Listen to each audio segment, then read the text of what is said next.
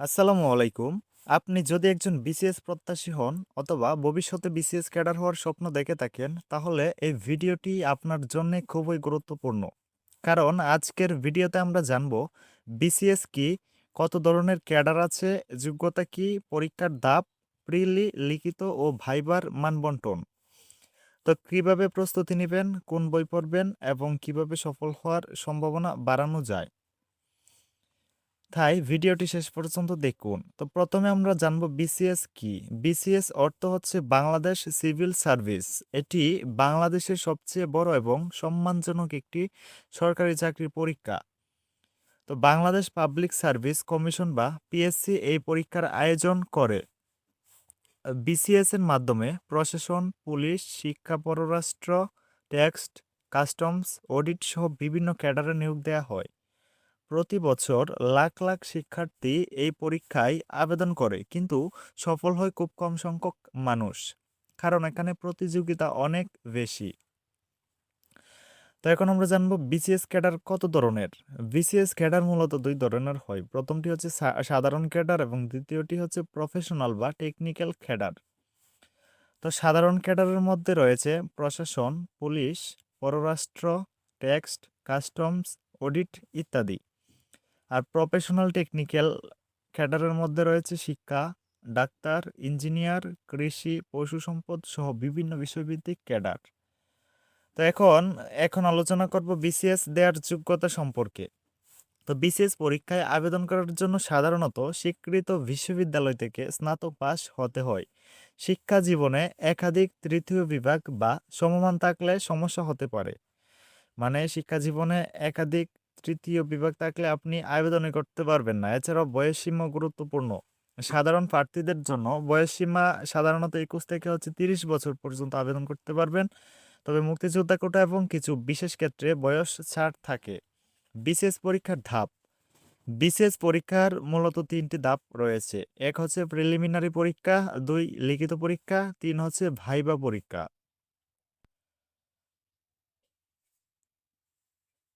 তো প্রথমে প্রিলিতে টিকতে হবে, এরপর লিখিত পরীক্ষা, সবশেষ হচ্ছে ভাইবা। এই 3টি ধাপ সফলভাবে শেষ করলেই একজন প্রার্থী ক্যাডার হওয়ার সুযোগ পায়। প্রিলিমিনারি পরীক্ষার মানবন্টন।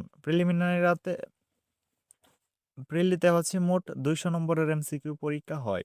বাংলা 35, ইংরেজি 35, বাংলাদেশ বিষয়াবলী 30, আন্তর্জাতিক বিষয়াবলী 20, পরিবেশ ও দুর্যোগ ব্যবস্থাপনা 10, সাধারণ বিজ্ঞান 15, কম্পিউটার ও তথ্য প্রযুক্তি 15, গাণিতিক যুক্তি 15, মানসিক দক্ষতা 15, নৈতিকতা, মূল্যবোধ ও সুশাসন 10।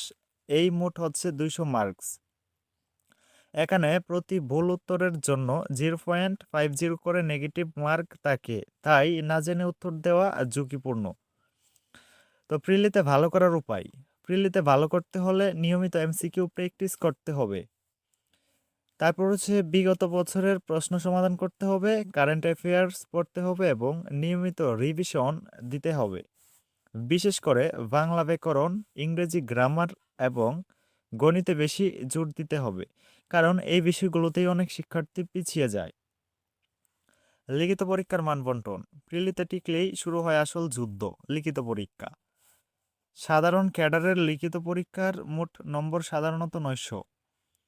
বাংলা 200, ইংরেজি 200, বাংলাদেশ বিষয়াবলী 200, আন্তর্জাতিক বিষয়াবলী হচ্ছে 100, গাণিতিক যুক্তি ও মানসিক দক্ষতা 100, সাধারণ বিজ্ঞান ও প্রযুক্তি 100।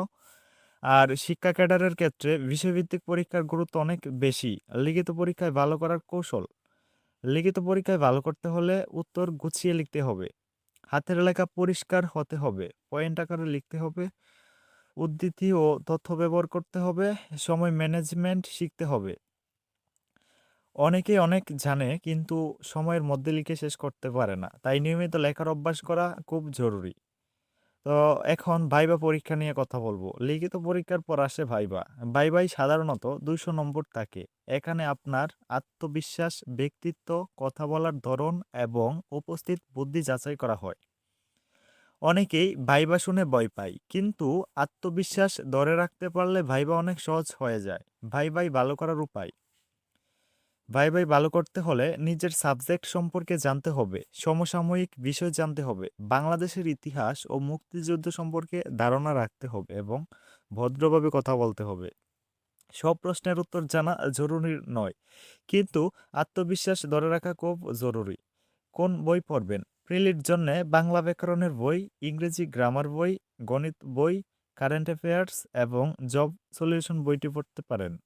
আর লিখিত পরীক্ষার জন্য নোট তৈরি করা, পত্রিকা পড়া এবং নিয়মিত লেখার অভ্যাস করা সবচেয়ে গুরুত্বপূর্ণ। তো নতুন রাজে ভুলগুলা করে, তো অনেক নতুন প্রার্থী কিছু ভুল করে, যেমন শুরুতেই অনেক বই কিনে ফেলে, রুটিন মেনে চলে না, শুধু বই পড়ে কিন্তু প্র্যাকটিস করে না এবং অন্যের সাথে নিজেকে তুলনা করে হতাশ হয়ে যায়। মনে রাখবেন, বিসিএস একটি দীর্ঘ যাত্রা। এখানে ধারাবাহিকতাই হচ্ছে সবচাইতে বড় শক্তি। অনেক সময় আপনার মনে হবে আমার দ্বারা হবে না, কিন্তু মনে রাখবেন, যারা আজ বিসিএস ক্যাডার তাদের অনেকেরই এক সময় আপনার মতোই সাধারণ শিক্ষার্থী ছিল। পার্থক্য শুধু একটাই, তারা হাল ছাড়েনি।